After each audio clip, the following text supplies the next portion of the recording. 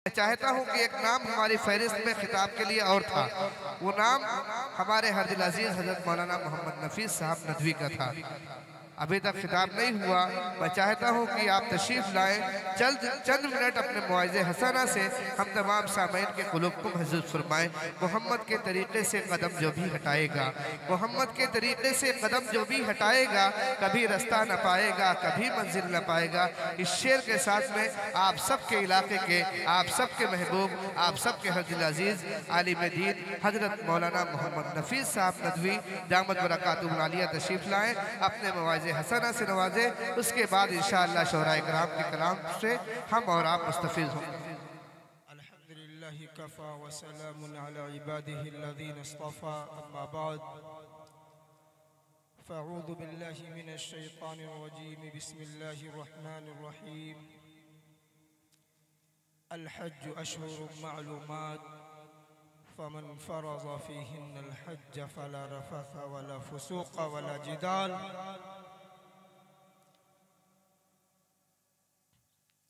हाज़रीन,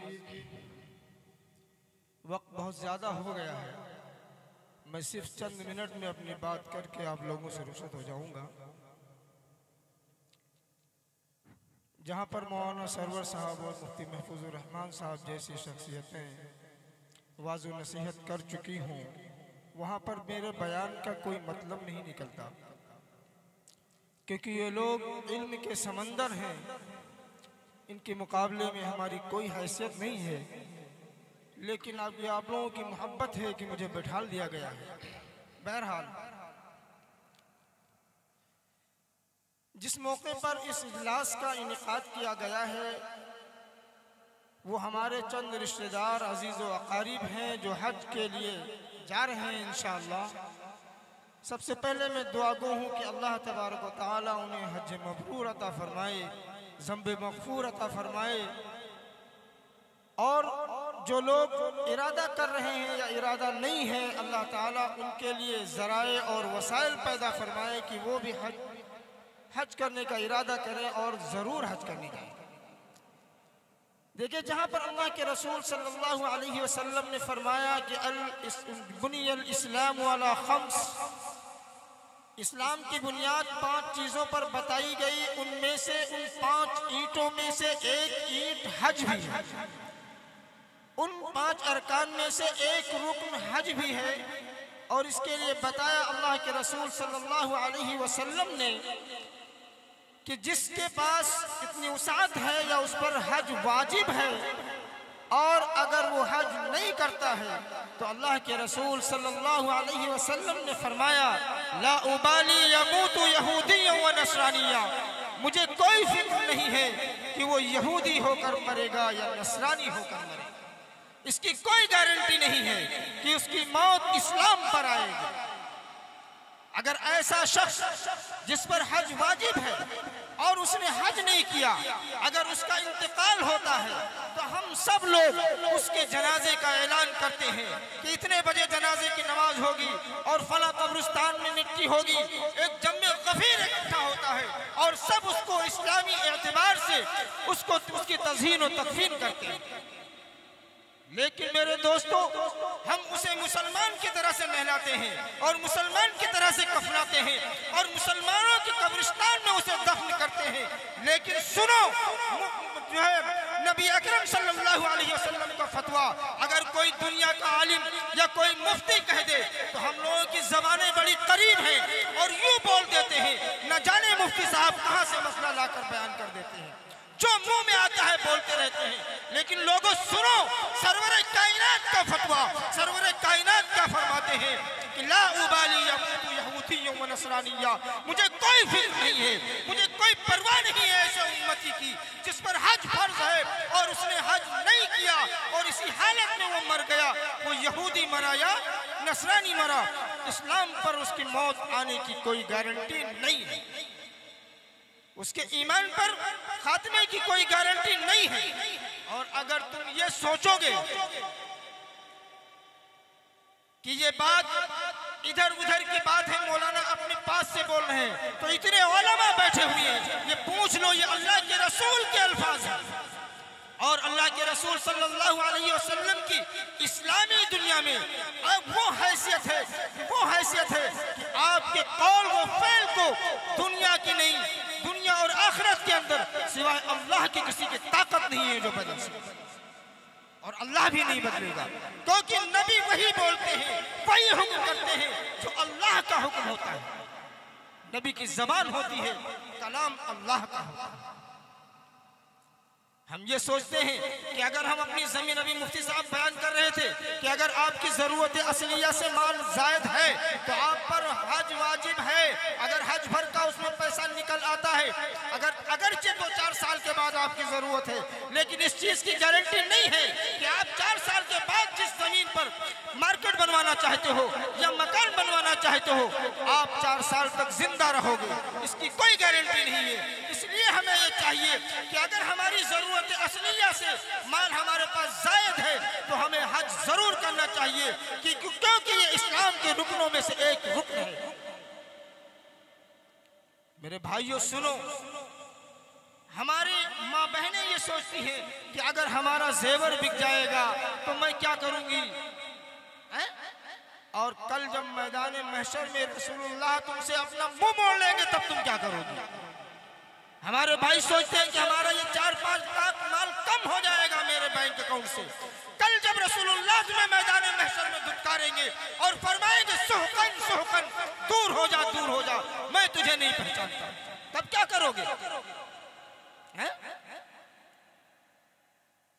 अल्लाह का वादा है, मन जाअ बिल हसना फलहु अशरु अमसालिहा। वादा है कि जो मेरे रास्ते में 1 खर्च करेगा मैं उसे 10 अता करूंगा। अब बोलो कैसे।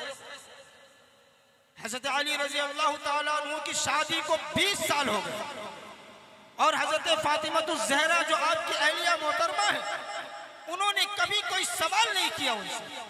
एक दिन हजरत अली के जेब में 1 दीनार पड़ा हुआ था और पहुंचे, उनके दिल में ये ख्याल आया कि 20 साल हो गए मेरी शादी को और मेरी बीवी ने मुझसे कभी आज तक किसी चीज का सवाल नहीं किया।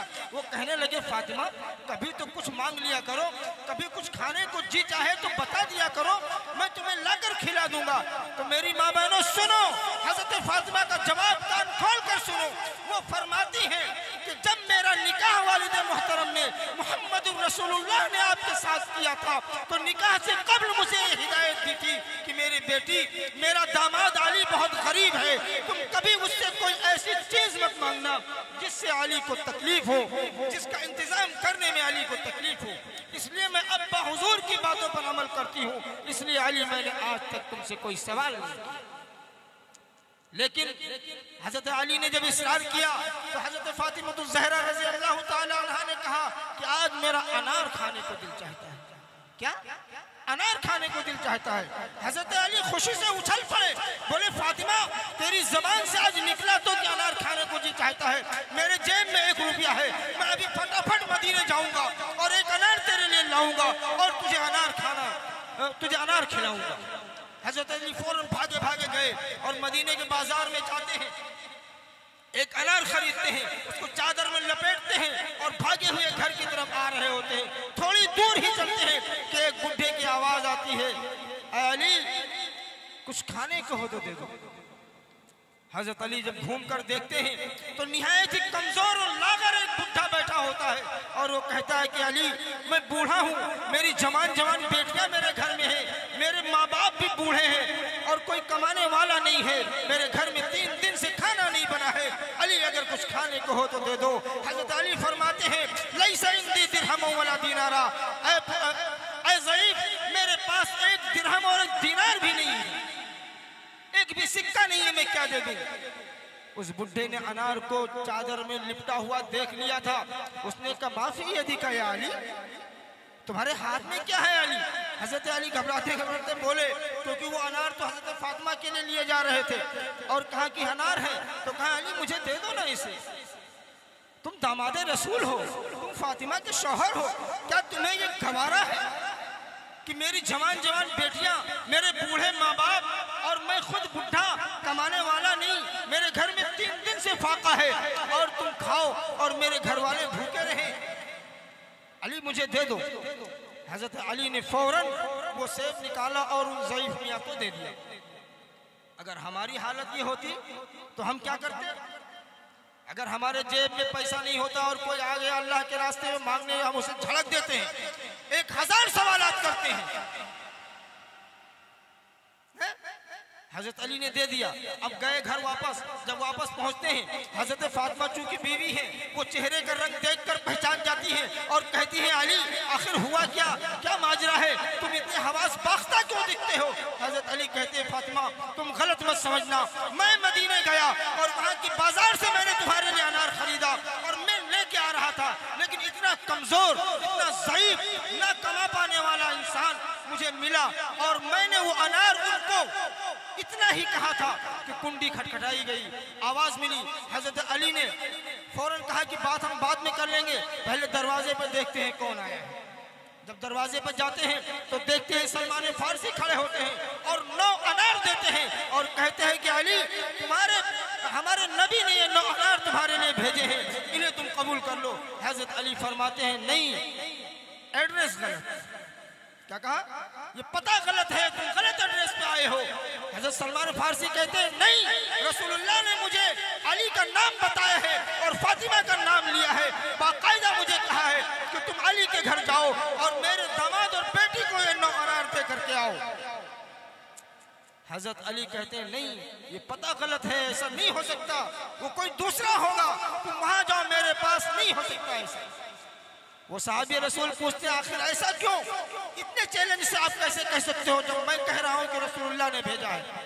कहा कि अल्लाह का वादा है कि मेरे रास्ते में जो 1 खर्च करेगा उसे मैं 10 दूंगा, ये अनार 9 क्यों है, मैं 1 खर्च करके आया। फौरन सलमान फारसी ने 10वां अनार निकाला और कहा कि ये लो, ये 10 पूरे हैं। रसूलुल्लाह ने कहा था कि सलमान जरा मेरे दामाद का ईमान भी चेक कर लेना कि क्या उनकी नजर खाने पे जाती है या यकीन पे जाती है कि अल्लाह का वादा है कि 1 के बदले में 10 दूंगा। अल्हम्दुलिल्लाह 10 मिले और उनका यकीन मुकम्मल मिला। क्या ऐसी हालत हो तो क्या हमारा भी यकीन ऐसा है? अगर बिल्कुल नहीं, अगर हमारा यकीन ऐसा होता तो हम हरगिज अपने मालों को जमा करके न रखते अपने बैंकों में, हम जरूर अपने फराइज को पूरा करते, लेकिन हम नहीं कर रहे। एक बात सुन लो, जिन लोगों पर हज वाजिब है और वो हज करने नहीं जाते, तो हजरत उमर रजी अल्लाह ताला अन्हु का फैसला सुनो।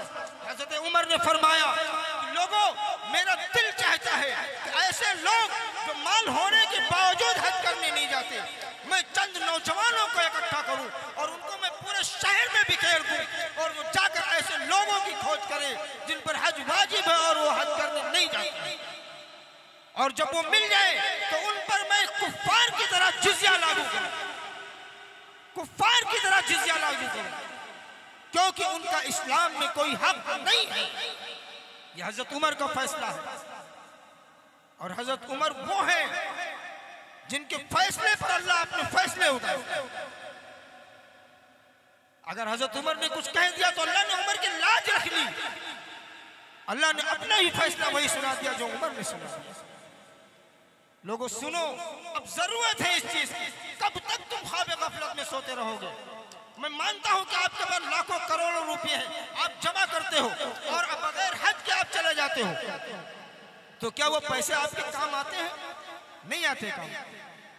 उन पैसों को मेरी औलादें क्या करेंगी मुझे नहीं मालूम।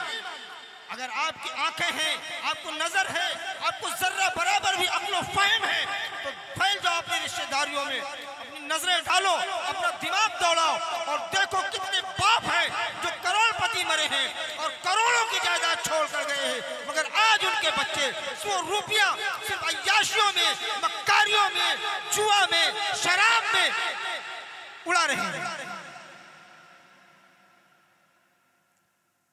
जब अल्लाह ने रिस्क की जिम्मेदारी खुद ली है तो तुम कौन हो अपने औलाद के लिए जमा करने वाले? वो भी गुनाह करके जमा करोगे? अल्लाह कहता है मैं रिस्क देता हूं बेहिसाब, तुम सोच भी नहीं सकते मैं ऐसी जगह से रिस्क दूंगा। या तो तुम्हारा ईमान छोटा है या तो फिर तुम शरीयत के तई बेईमान हो, तुम शरीयत के साथ जो है खिलवाड़ कर रहे हो, या तो तुम्हारा ईमान गायब हो गया तुम्हारे दिलों से, तुम सिर्फ गोश्त खाने वाले मुसलमान बचे हो। अल्लाह को मालूम था हमारे ईमान की हालत, तभी अल्लाह ने फरमाया या अय्युहल्लज़ीना आमनू आमीनू। भाई जब अल्लाह ने एक बार कह दिया लोगों ईमान ले आओ और फरमा दिया मन क़ाला ला इलाहा इल्लल्लाह दखलल जन्नह, तब इसके बाद ये कहने की कोई जरूरत नहीं थी कि वो लोगों जो ईमान ला चुके हो तुम ईमान ले आओ। अल्लाह ईमान वालों को मुखातब करके कहता है तुम ईमान ले आओ। अल्लाह क्या कहता है उदखुलू फिस्सिल्मी काफ़ा, इस्लाम में मुकम्मल तरीके से दाखिल हो जाओ। पता ये चला कि हम जाहिरन तो मुसलमान हैं, हमारा जाहिर देखने से तो मुसलमान हैं, लेकिन हमारे आमाल एक भी मुसलमानों जैसे नहीं है। हमारे अंदर न अदल है, न हमारे अंदर इंसाफ है, न हमारे अंदर हुकूकों की अदायगियां हैं। यही हालत मर्दों में भी है और औरतों में भी है। औरतें मालूम क्या करती हैं, 24 घंटे घर के अंदर शौहरों के पीछे लगी रहेंगी, दुनिया भर की बातें, जरा जरा सी बात में ऐसी ऐसी बातें करेंगी। आप सर्वे कर लीजिए, अगर यहाँ पर अगर 100 नौजवान हैं और 100 नौजवान शादीशुदा हैं, आप उनका पता कर लीजिए 90 नौजवान ऐसे होंगे जिनकी बीवियों से अपनी अनबन हो रही है, और उसकी वजह सिर्फ ये है कि उनकी बीवियों की नालायकी है। औरतें सोचेंगी कि मुझे कहा जा रहा है, लेकिन ऐसा नहीं है, तुम्हारी गलतियां हैं तो हैं, क्योंकि अल्लाह ने फरमाया कि अगर मुझे अपने बाद किसी को सजदे का हुक्म देना होता तो मैं औरतों को हुक्म करता कि वो अपने शौहरों को सजदा, लेकिन औरतों ने शौहरों के मकाम को नहीं समझा और मर्दों ने औरतों के हुकूक को पामाल किया। तो आज माशरा माहौल हमारा इस हाल में हमें नजर आ रहा है। मेरे भाइयों, बातें तो बहुत है करने की, लेकिन वक्त बहुत कम है। अल्लाह ताला हमें और आपको कहने सुनने से ज्यादा अमल की तौफीक अता फरमाए। वमा अलैना इल्लल बलाग।